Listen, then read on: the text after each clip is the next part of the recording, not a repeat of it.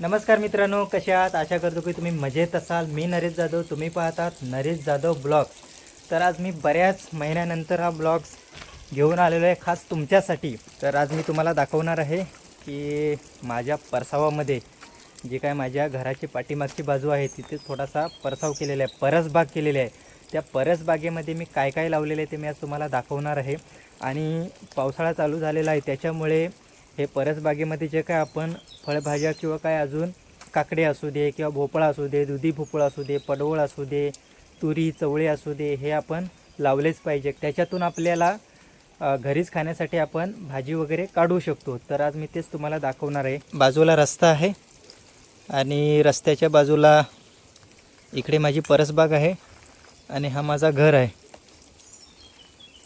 नाही का. तर इकडे पहा कुंपण कसं केलेलं आहे जेणेकरून ढोरं वगैरे जाऊ नये. आणि याला वाटलंच आपण कुंपण केलेलं आहे त्याच्यासाठी. इकडे पहा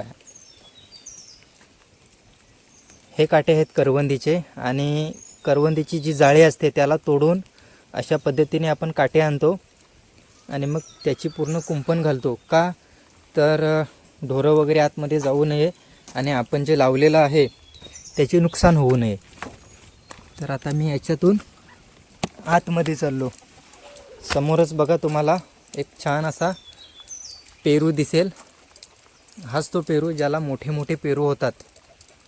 इकडे पहा अजूनही किती पेरू झालेला पण आहे, हा पहा, नाही का. आणि आता ह्या पहा थोड्या छोट्या छोट्या कळ्या होत चाललेल्या आहेत. इकडे समोरच पाहाल त्याच्याच पलीकडे पपईचं झाड आहे आणि ते झाड त्याचा शेंडा आहे तो मोडलेला आहे. त्याच्याच बाजूला हा आंब्याचा झाड आहे आणि आंब्याच्या झाडाच्या भोवती पहा हे जे करंद दिसतात, आम्ही त्याला कांदे बोलतो, हे सगळे गोडे कांदे आहेत. इथे एक लावलेला आहे, वेल आहे ही, इथे लावलेले आहेत, इथे पहा. त्याच्यानंतर हे कसे एका काठी लावून वरती चढवलेले आहेत झाडावर बरोबर. आणि हे गोडे कांदे आहेत, करंद आहेत. इथे पहा हे लावलेले आहेत वाटलेच. आणि हा तर बाजूला गेलेला आहे, त्याला थोडंसं मी वळवतो कारण असे हे झाडावर गेले पाहिजे, नाही का. तर ते झाडावर कशा पद्धतीने चढतील याच्यासाठी आपल्याला प्रयत्न करायचा आहे.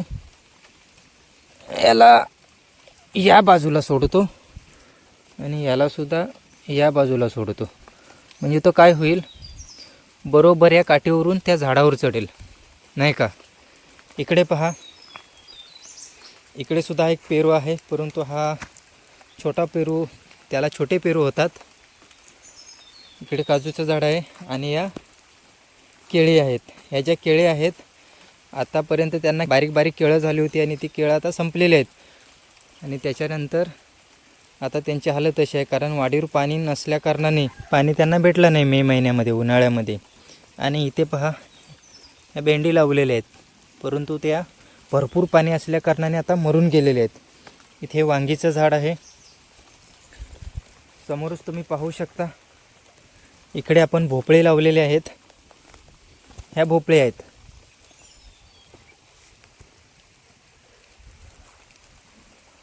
चिक्कू, इकडे कढीपत्त्याचं सुद्धा झाड दिसतंय. आणि हा आहे सीताफळचं झाड, सीताफळ. इकडे जर का तुम्ही बाजूला पाहिलं तर ह्या काकडी लावलेल्या आहेत. त्याच्यामध्ये आम्ही बोलतो चेहटा, चिराटी बोलतात काही लोक, चिराटी चेहटा असं बोलतात. त्याची पण झाडं आहेत. इकडे पण अशा ह्या काकडी लावलेल्या आहेत. त्यानंतर इथे पण तुम्हाला असा वळा दिसेल. हे छोटे छोटे गड्डे केलेले आहेत, ढीक मारलेले, आणि त्याच्यावर हे काकडी, त्याच्यानंतर गोडी जी चिराटी असतात, आम्ही आदिवासी भाषेमध्ये, आदिवासीमधून कातकरी भाषेमध्ये चेहट बोलतो, नाही का. इकडे काही जांभळाच्या बिया लावल्या होत्या, त्यातले एक दिसते मला, एक इकडे आहे, दोन अजून कुठे गेले, 4-5 लावलेल्या. बघू, माती टाकून ठेवलेली आहे, झाल्या तर झाल्या. ठीक आहे मित्रांनो, तर हा इथून जो माझा परसबाग चालू झाला, ही अशी वाटली पूर्ण कुंपण घातलेली आहे, अशी इकडे जाऊन इथपर्यंत नाही का.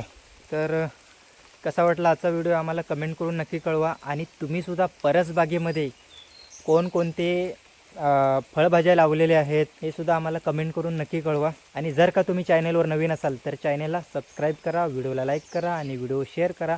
भेटूया आपण पुढच्या व्हिडिओमध्ये. तोपर्यंत सगळ्यांना बाय बाय.